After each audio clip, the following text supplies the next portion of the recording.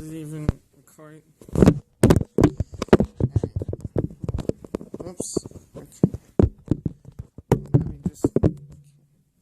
Hello, guys. This is Gaiman, and this is my background for the video. I made it myself, and as you can see, I started with some marker, but like right there, I started with some marker, but then I got the markers taken away because I made a mess.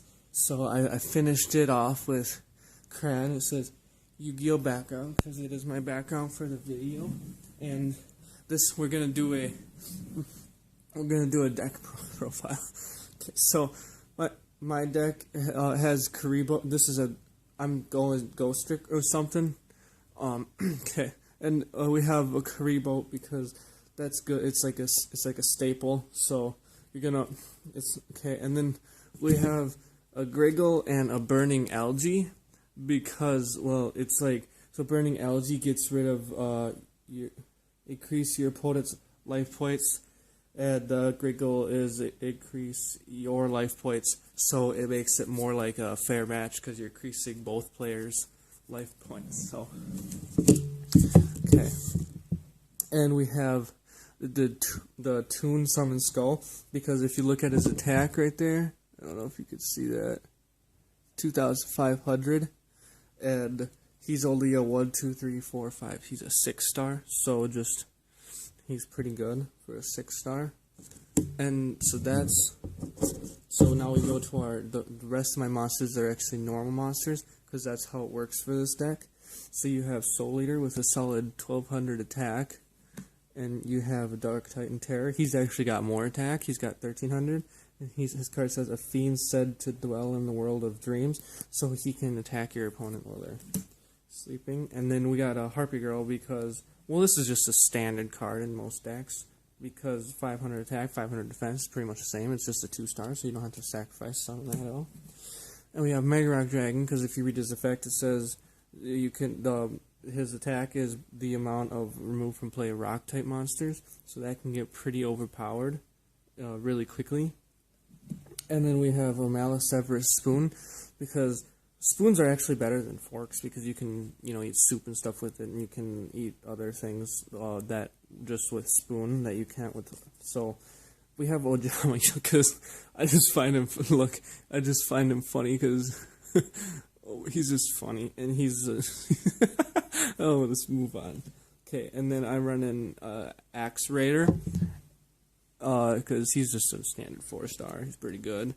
And I'm running one Beaver Warrior. This is my condition card. I know it's not the best condition, but and then I'm also running 2 more Axe Raiders.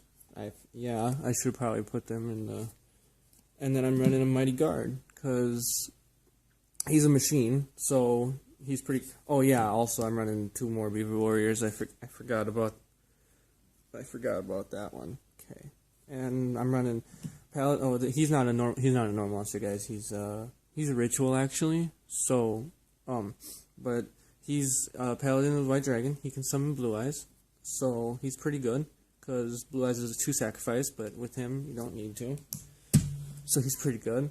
And Fossil Excavation, I actually just threw in here because I don't have any Call of the Haunteds. So this is like the next best thing to Call of the Haunted, so I threw that in there. And then the Brainwashing Beam, it just looked kind of, select one monster with at least 1 A counter on your opponent's side of the field, take control of that. Oh, you can take control of it, so it's kind of like a creature swap. So that's actually pretty good, actually. Oh, and I'm running I'm running 4 Beaver Warriors. Most people would be like, you can't do that, you can only run 3. But just because he only has 1,200 attack, the judges aren't going to care. They're going to be fine with you running 4, so you should run 4 because he's actually a really overpowered card. And I'm running an Ego Boon. If the attack of a monster summoned by your opponent is 500 points or less, the monster is destroyed. I run this because I don't have any trap holes. So, because I don't have any trap holes, I just run that one because they're the same thing. And that Elegant Egotist because I have that Harpy Girl, so this could come in handy. So I run just one of those, I think. the polymerization actually comes in because I have 2-card extra decks, so the polymerization's pretty good. We'll set that aside, and I'll explain more about that later. And the Cestus of Dagla is for fairy type monsters. So once again, the harpy girl, if you can see that, that's a winged beast, but looks like a fairy, so it'll still work. Okay. And then we have Cestus of Dagla. That's what I just went on. Okay. And we have Moki Moki Smackdown, which is actually pretty good because it'll bring all you guys up to 3,000. So that's like, they're just as strong as the Blue Eyes, so that's pretty good. And then Spear Smash's A is pretty much just a staple that most people should run, because if you get them all on the field, you win. So that's pretty much like a state, kind of like Exodia. If you get all Exodia on the field, you win, because it's like a staple. And each time you synchro summon a synchro monster, inflict 500 damage to your opponent. That's pretty good, because a lot of people synchro summon these days. It's like kind of the standard thing in the extra deck is to have 15 synchro monsters, because that's like probably the best kind of monster that you can put in there. And then I have Iron Core of Kwakimaru, because, well, you can't deck out with this, because you can just add it to your hand instead of drawing. So if this is in your deck, you can't deck out, but your opponent still can. But because this is a 40-card deck, there's a good chance you'll probably, deck out. And so this is Marshmallow Glasses, which, if you have Marshmallow on the field, they have to attack him, and he can't be destroyed, so that's pretty good. And then I run double call, or C-O-T, Cottom. I run double Cottom, because once again, I don't have any Call the Haunted, so this is like the second best thing. And then I run 3 Heavy Storm, which a lot of people would say, yeah, that's banned. I was thinking about getting rid of them, probably switching them out for 1 Raigeki or something. But this is Blackluster Ritual, which I actually have because, I have the couple ritual monsters in this deck, mostly him, so he's pretty good. And this is I do have a trap hole. Where's that yugioh? I do have a trap hole. It's right here. So I do have a trap hole, and I'm also running an yugioh because I only have 1 trap hole. So that's a pretty good combo if you can pull that off. And then here's another ritual card, Monster Reborn. I might switch that out for, like a Monster Reincarnation or something. And then here's a Satellar Knight card, because he's pretty bomb. Not gonna lie, he's a pretty new card, so that's pretty good. And now I'm gonna pull out my extra deck.